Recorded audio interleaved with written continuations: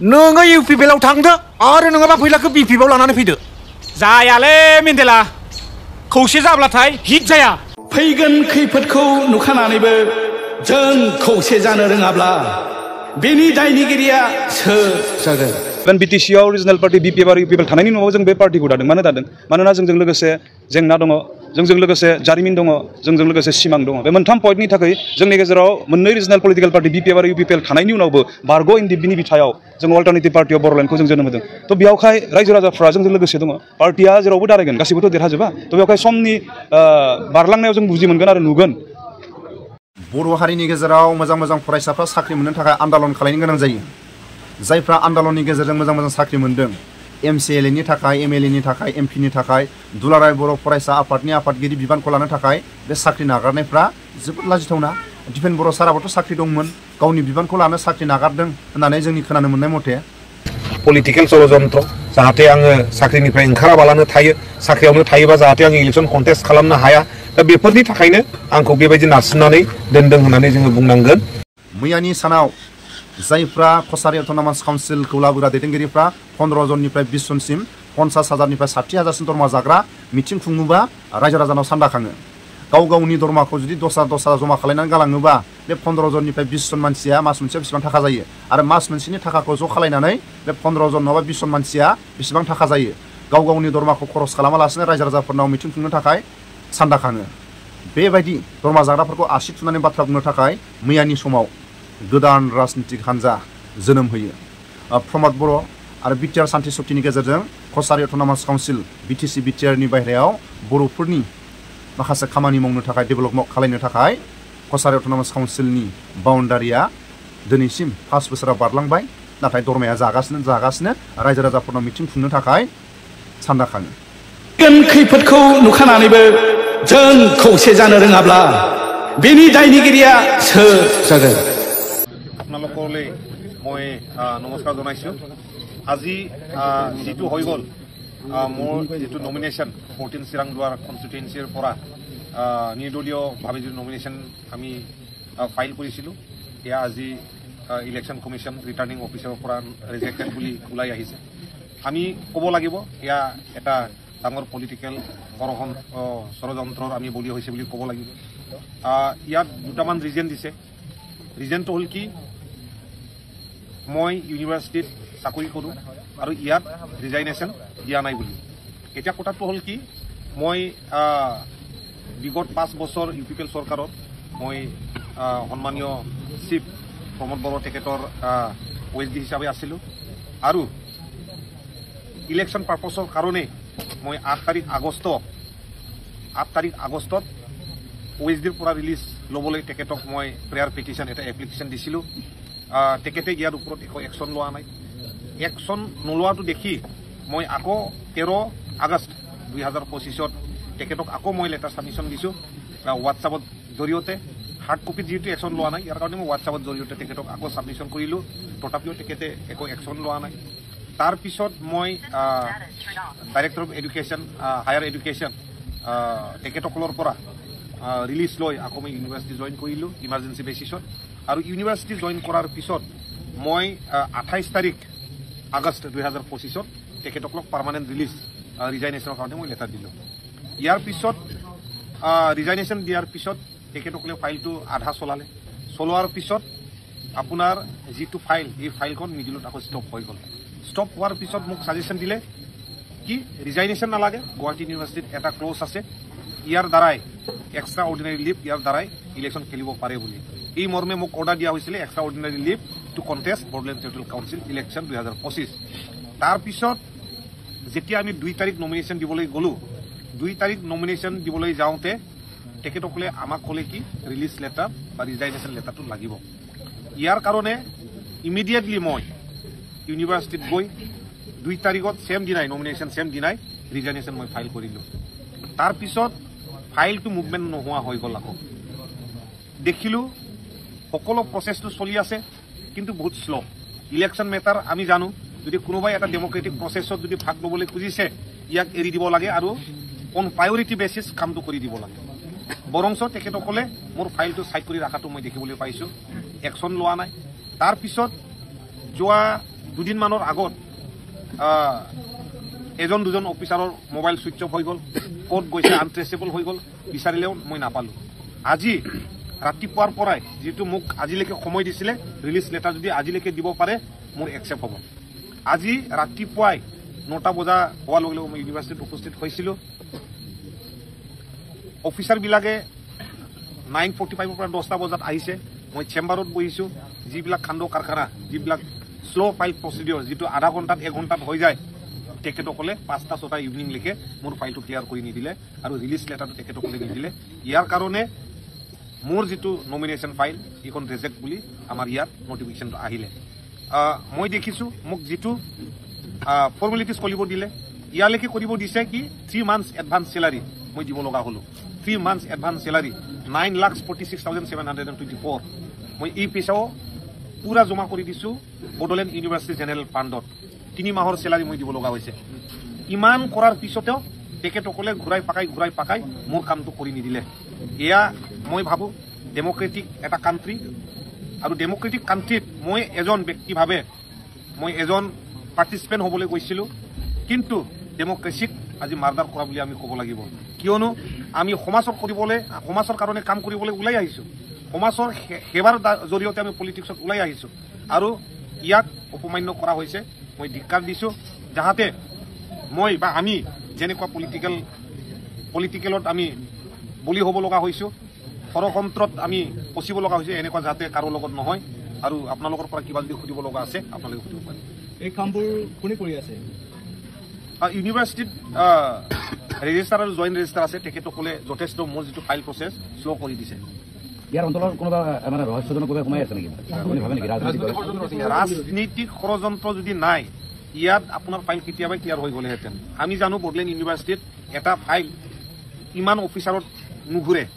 ইমান formalities নাথাকে। 1-2টা অফিচাৰৰ পৰা ঘূৰাৰ পিছত এইটো এপ্ৰুভ হৈ যায়, আৰু এপ্ৰুভ হোৱাৰ পিছত যিকোনো একশ্যনটো হৈ যায়। কিন্তু মোৰ ক্ষেত্ৰত এইটো বেলেগ হৈছিলে। মই OSDৰ পৰাও ৰিলিজ পোৱা নাছিলোঁ আৰু দিয়া নাছিলে, আৰু ইউনিভাৰ্চিটিৰ পৰাও ৰিলিজ দিয়াৰ কাৰণে বহুত দেৰি কৰি দিছিলে। কিন্তু ষ্টেট গভৰ্ণমেণ্টৰ পৰা যিটো প্ৰচেছ, এডুকেশ্যন মিনিষ্টাৰৰ পৰা যিটো প্ৰচেছ, মই 3 দিনতে যিমান মই ফৰ্মেলিটিজ ৰিলিজ কৰিব লগা আছিলে এয়া কমপ্লিট হৈছিলে। আচ্ছা, আপোনাৰ এতিয়া পৰৱৰ্তী ৰাজনৈতিক স্থিতি কি হ'ব? স্থিতি আমাৰ জ্যেষ্ঠসকল আছে, আমাৰ লিডাৰবিলাক আছে, আমাৰ ছাপৰ্টাৰ আছে, তেখেতসকলৰ লগত ডিছকাছ কৰি আমি পৰৱৰ্তী যিটো পলিটিকেল ফৰ্ট এইখন আমি বাছি ল'ম। মানে আজি কোনো সিদ্ধান্ত উপনীত হ'ব পৰা নাই? আজি সিদ্ধান্ত একো হোৱা নাই। আমি পৰৱৰ্তী সময়ত আমি ভালকৈ চিন্তা চৰ্চা কৰি আমি সিদ্ধান্ত ল'ম। যিহেতু চিৰাংগড় সমষ্টিত 2টা ৰাজনৈতিক দলে মূলতঃ যুঁজ হ'ব, UPPL আৰু BPR, তাৰে মাজত আপুনি আছিলে এজন, কিন্তু যিহেতু আপোনাৰ মনোনয়ন পত্ৰ ইতিমধ্যে খাৰিজ কৰা হৈছে, তেনে ক্ষেত্ৰত আপোনাৰ স্থিতি বিকল্প কোনটো থাকিব,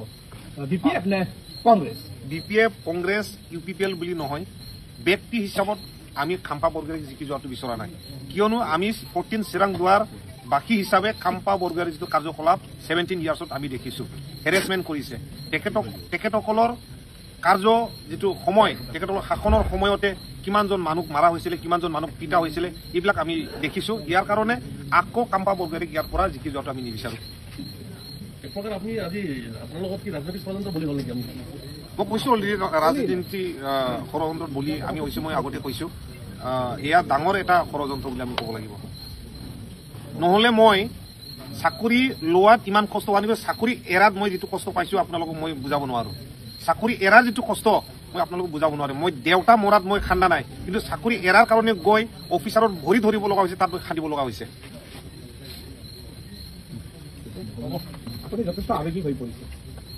নাই, আৱেগিক হোৱা নাই। মই যিটো দেখিছোঁ তেখেতসকলৰ কাৰ্যকলাপ যথেষ্ট, তাৰমানে মানুহবিলাকক যিবিলাক উঠি অহা প্ৰজন্ম, যিবিলাক ফিউচাৰৰ কাৰণে ছ'চাইটিৰ কাৰণে কাম কৰিবলৈ ওলাই আহে, তেখেতসকলক তাৰমানে ডিছকাৰেজ কৰা যিটো ষড়যন্ত্ৰ, এইবিলাক চলিব নালাগে। আমাৰ যিবিলাক ইয়াতে যিখিনি লোক উপস্থিত আছে বা ইয়াৰ বাহিৰতো যিখিনি লোক আছে, তেওঁলোকৰ কি ধৰণে আপুনি বাৰ্তা দিব? নাই, আমি ছ'চিয়েল ছাৰ্ভিচ কৰিছোঁ। কাৰোবাৰ চকু নেদেখা আমি চকুত দেখাৰ যিটো কাম কৰি দিছোঁ, কাৰোবাৰ পথ বনাই দিছোঁ, কাৰোবাৰ দলং বনাই দিছোঁ, কাৰোবাৰ ঘৰত বেমাৰী আছে তাত গৈ পিনে আমি ক'ব লৈছোঁ। এইবিলাক কাম আমাৰ জাৰি থাকিব। আমি ইয়াৰ পৰা আমি কোনো পিছুৱাই নাথাকোঁ, আমি কাম কৰি যাম। কামে আমাৰ পৰিচয়। আমি অনাগত সময়ত ডিছকাছ কৰি ল'ম, আমাৰ টীমৰ মাজত ডিছকাছ কৰাৰ পিছত আমি কাক সমৰ্থন দিম, কাক সমৰ্থন নিদিম, ইয়াৰ বিষয়ে আমি সিদ্ধান্ত ল'ম। भिडिअनि फुथियाव खोनाखाबाय डक्टर सांग्रां सारा बेसेबां दरमा मोनोमोन 3 लाख गावनो फोरमायनानै लादों जेब्ला साख्रि मावबाय थादों गावनि दरमाजों रायजो राजाफोरखौ हेफाजाब मदद खालामनो हादोंमोन बे जोबोद बाख्नायथाव MCLA नि दरमाया बेसेबां MLA नि दरमाया बेसेबां MP नि दरमाया बेसेबां MCLA नि दरमाया खोब बारा 30,000 निफ्राय 40,000 MLA नि दरमाया खोब बारा 50,000 निफ्राय 70,000 MP नि दरमाया 50,000 निफ्राय खोब बारा 80,000 3 लाख आरो 80,000 बेसेबां डिफारेन्स MCLA जानो हायोबा MLA जानो हायोबा MP जानो हायोबा मिनिस्टार जानो हायोबा बेसेबां प्रफिट दं आरो लोगोसे जोंनि खोनानो मोननाय मथे दुलाराय बर' फरायसा आफादनि दिपेन बर' साराबो साख्रि दंमोन साख्रि नागारनानै दुलाराय बर' फरायसा आफादनि आफादगिरि बिबानखौ लानो गोनां जादों साख्रि मावनानैबो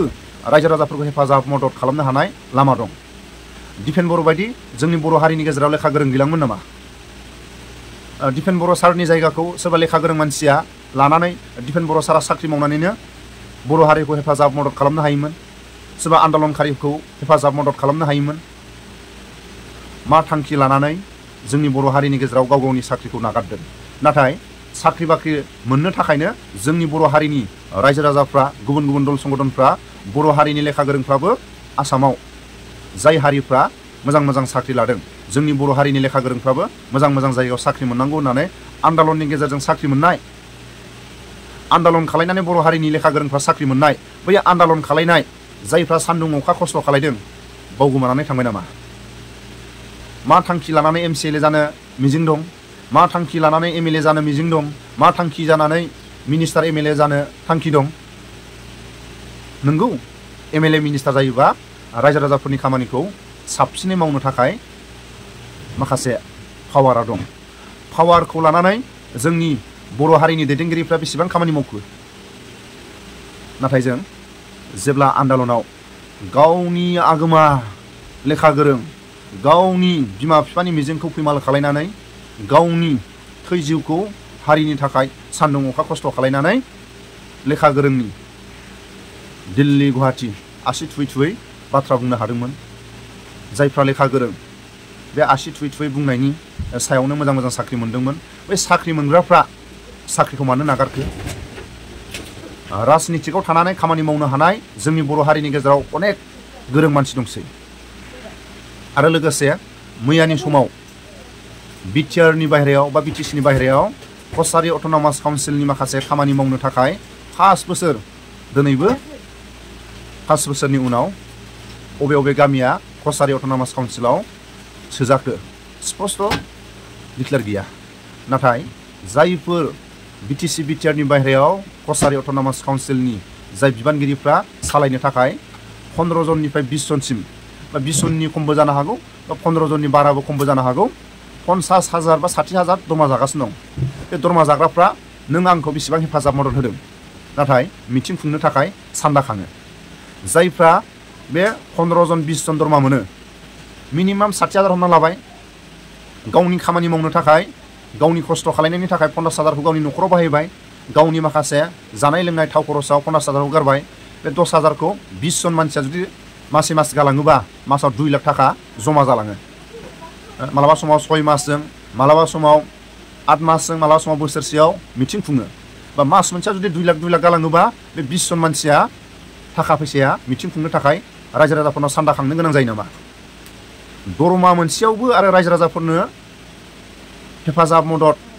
रायजो राजाफोरनि खाथियाव थांनानै बे हेफाजाब मदद बिनाया बे लाजिथावना नङा नाथाय रायजो राजाफ्रा दिनैबो 5 बोसोर बारलांबाय प्रमद बर'आ कसारि अट'नमास काउन्सिलखौ डेभेलप खालामनो थाखाय अबे अबे गामिया सोसनजाखो बाउन्डारिया थिग जायाखैबाबो जायफ्रा कसारि अट'नमास काउन्सिल लाबोग्रा दैदेनगिरिफ्रा 15 जननिफ्राय 20 जनसिम दरमा जागासिनो दं बे दरमा जाग्राफ्रा मिटिं खुंनो थाखाय रायजो राजाफोरनाव सान्दा खाङो गाव गावनि दरमाखौ मास मोनसे बे 20 जन मानसिया जुदि 50,000खौ जुदि गालाङोबा मास मोनसेयाव बेसेबां जायो आरो बे मास मोनसेनि दरमाखौ दोनथ'वालासिनो 10,000 जुदि बे 20 जन बा 15 जन मानसिया मास मोनसेयाव 10 जन जमा खालायलाङोबा बेसेबां थाखा जायो बेबायदि माखासे दैदेनगिरिफोरनि सभाबनि थाखाय मैयानि सानाव गोदानै राजनितिक हान्जा जोनोम जायो नाथाय माला इलेक्सन जागोन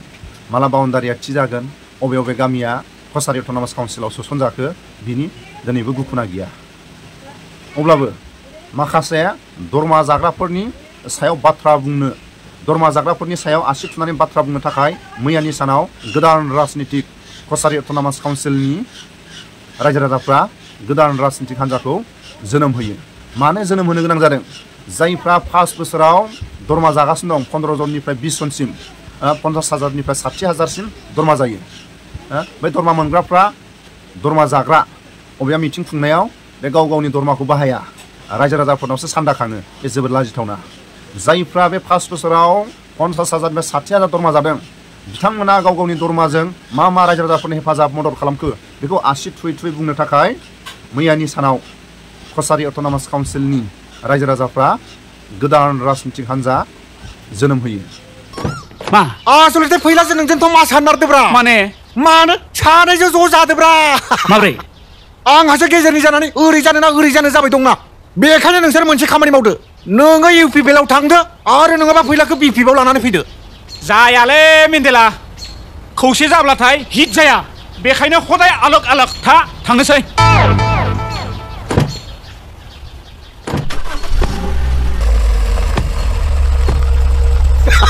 गैयालै दाब्ला नों रानना थैगोन थां फै सना रायलायनाया आद्रा जादों सना रायलायनाया आद्रा नङा आंखौ लांनायनि सिगां फैसा 2 लाख देखायग्रोनांगोन अब्लासो थांगोन आङो माखौ सिन्था खालामदों नोंलाय गासिखौबो जोबोद थ' फै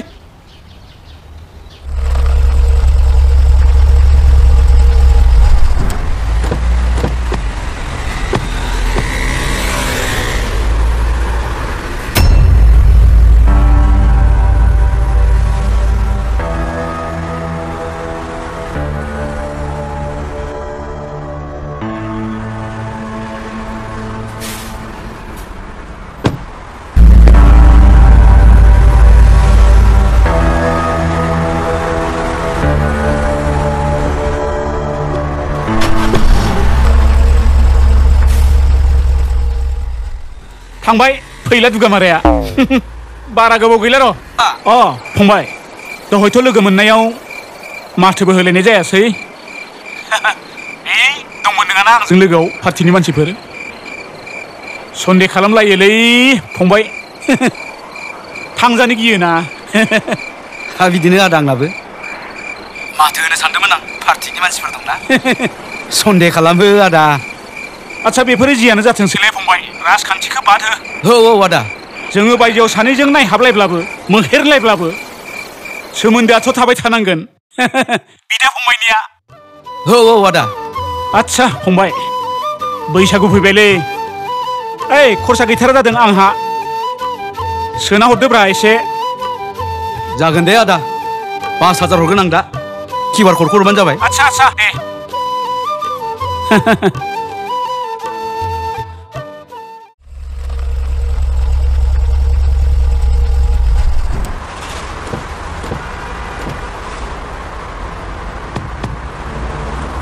जय इउपिपिएलनि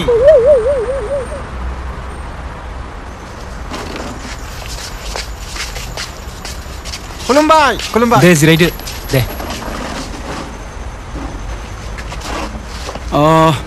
गोबाव खालामला नामा नोंथाङानो माबाग्रोदो आच्छा दिनैनि जयनिं हाबाफारियाव बाहागो लानो हानाय जोंनि कक्लाबारि ब्लक इउपिपिएलनि गाहाय नेहाथारि बिथां आरो बाहागो लानो हानाय जोंनि जयेन जानो फैनाय मेन्देला ब्रह्म बिथां जोंनि ब्लक कमिटिनि गासै दैदेनगिरि बिथांमोन हरखाबै दिनैनि जि जयनिं हाबाफारि बेखौ जोङो खम मानसिनि गेजेरजोंबाबो खालामनो थाखाय आखायाव लाबाय दा बिथांखौ गिबियावनो जोंनि गाहाय नेहाथारि एडमिनिस्ट्रेसन बिथांखौ खावलायनाय जाबाय दे गसंदो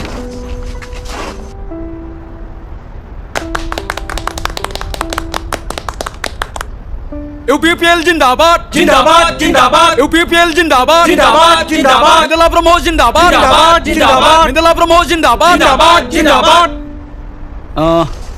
आच्छा आं दाबसेयाव थांनांगौ जाबाय नोंथांमोना रायलायथ'दो दे एसे दसे रायलायनो थांबानो जाबाय नोङो थाथ' दे सेंग्राफोर दे आच्छा सार जिरायलायला आंहाबो गुबुनाव प्रग्राम दङ सारजों एसे बाहेराव रायलायलायनि आदसा दे नोंथांमोन दे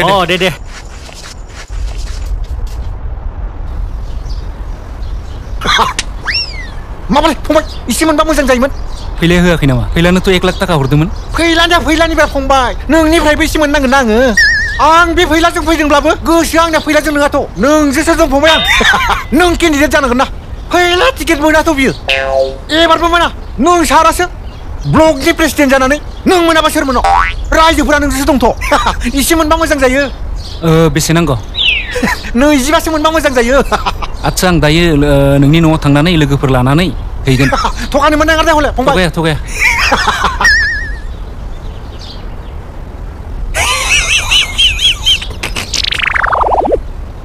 जाम्बालै नै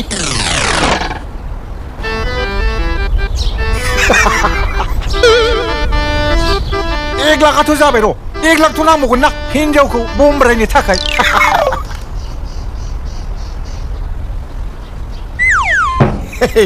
नाङा र' दाब्लानो फन खालामनि आं हेलौ आदै दाब्ला मोजां ना खबरफ्रा मोजांबा मोजां दे मोजां होननायखाय मोजां मोनदों र' माबालाय आदै माथो बारहावाफ्रा माथो बोरैबासो जाना दं माथो नोंसोरनिखौसो बारजोबदोंलै बारा एबार सरकारा फैगोनथ' नोंसोरनानो माबालाय आदै आंबो बेखायनो नोंथांमोनावसो जयेन जानो होनना सानदोंमोन हागोन मानो हाया जानो बेलाय नाथाय मोनसे खोन्थाना आंनोथ' गुरब्ला टावलाखौथ' नांगोन ना गुरब्ला टावला माने बै फैसाया हा बेसेबांसो नांगोन हरदो गांसेसो गांसे दे माबा मोनसे जागोन बियो दा बेलासियाव थांबाय दं आदै दे जागोन दे हेद गोजोन्थों आदै देरहाखागोन जाबाय मोननैबो जाबाय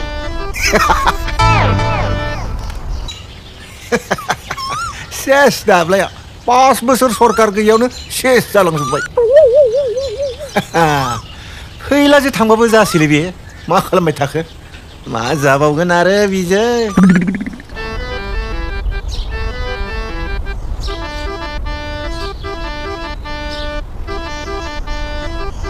हेलौ आदै माबालाय आदै न'आव माथो रावबोआनो गैया आं नेगासिनो आदै नोंसानि सिथ्लायाव नै मोनबाय दे फैदो आदै दे ओइ मेन्देला खुलुमबाय दे जागोन आदा एसे लेट जाबाय जोंनिया खुलुमबाय दे जिरायदो आच्छा जिरायथ' दै आदै नों फैबाय जोबोद मोजां जाबाय दा नै बेसोर जाहैबाय गासैबो जोंनि पार्टी कर्मी नै जाबाय इउथनि ओरैहाय जाहैबाय पेरेन्ट्सनि गासिबो जोंनि कर्मी गोजा दा नोंबो बेलासिनासो फैबाय नालाय बांद्राय लाहार फाहार खालामनो हायासै हाबाफारिखौ मावफुंनोसै मेन्देला दै र' आदै दहाय बुंनाया जागोन ना आदै जागोन बियो जागोन बरायबाय दै दे बयबो स्ल'गान होनोसै जों एसे नङा होमबा BPF long left BPF long left Bindela Brahmo long left Bindela Brahmo long left बरिया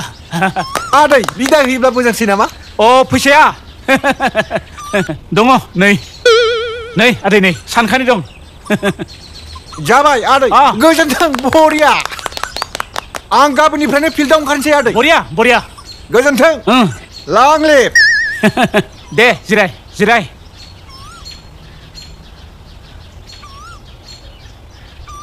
खुलुमबाय आदै आदै नोंखौ नुनानै जोबोर अनखांखां मोनबायलै आङो न'फ्राबो बायह' जिह' जाबाय नोंबो सरकार गैयि पार्टिसोसो थाबाय नालायब्रा मोनसे खामानि मावदोलै आदै आं नोंखौ फैलाजोंनो रायज्लायना होनोसै नों UPPL आवनो जयेन जादो आं नोंनो 10 लाख बिना होनोसै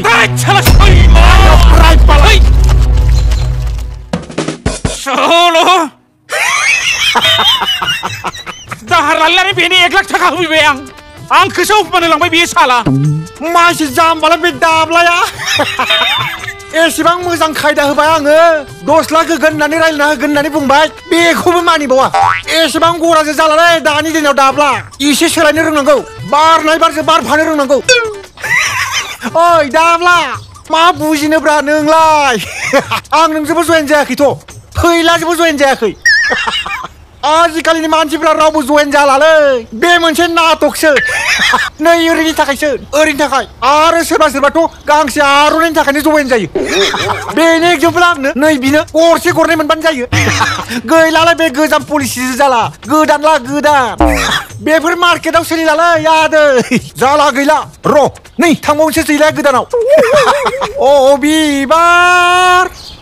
बिबार दिनै जोङो जोबोद गोजोनदों आंहा मोनसे समखौ गोसोखांदों जों जेब्ला पार्टिखौ दानो सिन्था खालामजेनदोंमोन बै समखौ आं दिनै गोसोखांदों आरो जोंनि बे सानजेननायखौ जोङो मावख्रुबनायनि गेजेरजों खस्थ' खालामनायनि गेजेरजों दिनै जोङो मोगथां महर होनो हादों बे उदालगुरि जिल्लायाव जोङो मोनब्रै समस्ति भैरबकुन्द हरसिंगा धनस्रि आरो रौतानिफ्राय जों बिजाथि होनो हादों थारैनो बेयो जोंनि थाखाय जोबोद गोजोनथाव मानोना जों जेब्ला सानजेनदोंमोन बे समखौ जोङो लाथिख' होनना बुंनो हायोमोन जिर' होननानै बुंनो हायोमोन थ' मावख्रुबनायनि गेजेरजों खस्थ' खालामख्रुबनायनि गेजेरजों जोङो दिनै 4 बिजाथिनि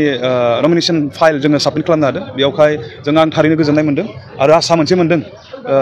गोसोआव बोलो मोनसे मोनदों जे जोंनि जि थांखि आरो उद्देश्यदों जों अल्टारनेटिभ पार्टि अफ बड'लेण्डखौ दादोंमोन जोंनि मोनफ्रोमबो थांखि बिथांखिया मोगथाङाव महर मोनगोन होननानै आं दिनैनि थारिखआव बांसिन आरो गोरा गोख्रोङै फोथायनो हादों नोंथांनि बियाबाव नाथाय जुजिनाया आलादा रोखोमनि जागोन जेराव बारग' मन्थ्रि दं डेपुटि चिफ दङ आरो माबायदि आंनि दा बर्तमान आंनि खामानि मावनायनि एक्सपिरियेन्सआव आं नों बुंनाय बायदिनो एक्स मिनिस्टार डेपुटि चिफ बेनिफ्राय बिजनेसमेन सबसे टाफ होननानै बुंनो हायो जोङो खिन्थु बिथांमोनजों लोगोसे इस्यु गैया 20 इयार्सनि बिटिसि खुंथायनि उनावबो जोंनि मानसिफोरा हाखौ लानानै गिलु गिलु जानानै दङ जानो सुख गैया लोंनो सुख गैया नैबेहालागै बुंदों जेब्ला बर' आन्दलन जादोंमोन बै समाव एसे असान्ति जादोंमोन सुक्तिनि उनाव एसे सान्तिया फैबाय खिन्थु माखासे समनि सिगां ओरैबायदि असान्ति जादों जे जोंखौ असान्तिया बिसनाहालागै मोनफैबाय जोंनि ओंखाम थोरसियालागै मोनफैबाय बे रोखोमै दिनै भैरबकुन्द समस्तिनि रायजो राजाफ्रा असान्ति जानानै दं आरो बिनि मोनफ्रोमबो दाया बे 20टा बोसोराव जायफोरा सरकार सालायबोबाय बिसोरो बेवहाय आं बुंगोन दिनै बे 20टा बोसोराव UPPL BPF आरो BJP सरकार सालायदों बिसोरनिनो MCLA EM जाबोदों डेपुटि चिफ जाबोदों मिनिस्टार जाबोदों खिन्थु जोंनि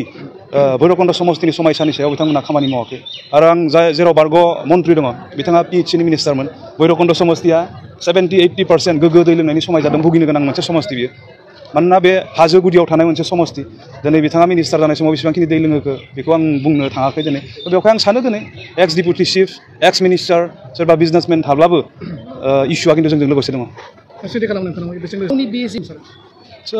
दिनै डेम'क्रेटिक मोनसे हादोराव जों दङ भारतनि संबिधाना बयनोबो दिनै गनायथि होदों जोङो पार्टिबो दानो हायो संगठनबो दानो हायो नाथाय जोंनि जि पार्टि दानाय अल्टारनेटिभ पार्टि अफ बड'लेण्डआ BJP नेसनेल पार्टि थानायनि उनावबो कंग्रेस नेसनेल पार्टि थानायनि उनावबो इभेन BTCआव रिजनेल पार्टि BPF आरो UPPL थानायनि उनावबो जों बे पार्टिखौ दादों मानो दादों मानोना जोंजों लोगोसे जेंना दङ जोंजों लोगोसे जारिमिन दङ जोंजों लोगोसे सिमां दङ बे मोनथाम पइन्टनि थाखाय जोंनि गेजेराव मोननै रिजनेल पलिटिकेल पार्टि BPF आरो UPPL थानायनि उनावबो बारग' बिनि बिथायाव जों अल्टारनेटिभ पार्टि अफ बड'लेण्डखौ जों जोनोम होदों थ' बेयावहाय रायजो राजाफ्रा जोंजों लोगोसे दङ पार्टिया जेरावबो दारायगोन गासैबोथ' देरहाजोबा थ' बेवहाय समनि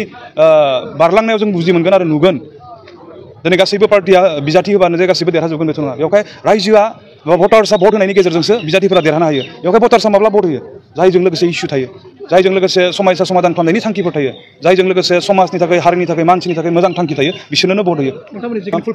आं दा बावैसो बुंदों माने जोंहा जारिमिन दङ जाय जारिमिना दिनै सनमान मोनाखै NDPनि 35 बोसोरनि जारिमिनाव 4611 जननिबो बारा मुंख्लंफोर दङ बिथांमोननि मोनसेबो मुसुखा जों गायसननो हायाखै जायफोरा दिनै आंनियाव सोङाखै नोंनियाव सोङाखै जोंनि मोजांनि थाखाय गावनि बेसेन गोसा थै आरो जिउखौ बावबाय बिथांमोनखौ जों बुहुमाव गायसननो हायाखै BLTआ जिखिनि संग्राम खालामदों बिथांमोननि सोमावसारनाय समावबो मुंख्लंफोर दङमोन एक्स BLTआ जुदि BPF जोनोम होनानै BTCआव पावाराव फैयामोनब्ला बिथांमोननि जारिमिना नायफाफिनजायामोन दिनै देबरगावआव बड'लेण्ड मार्टियार सेमेट्रि बानायनानै 80 बिगासो हायाव जोंनि बिर जोहोलाव मुंख्लंफोरखौ बिथांमोना गायसननो हादों जों आं बेवहायनोथ' बुंदों जोंहा समायसा दङ जारिमिन दङ जोंहा सिमां दङ बेवहाय जों बेखौनो मावनो नागिरखादोंखा खायसे होननाय बाथ्रायाथ' बेनो दिनै जायफोरा जोंजों लोगोसे दं बिसोरथ' रावबो बुङाखै आरो थारैनो गोदान समाव सानदोंमोन जानांगौ खिन्थु दिनै जोंनि थांखि बिथांखि जोंनि मावनायफोर जोंनि बुंनाय बाथ्राफोरखौ खोनानानै रायजो राजाफ्रा फोथायदों मानोना जोङो मोगथांजों लोगोसे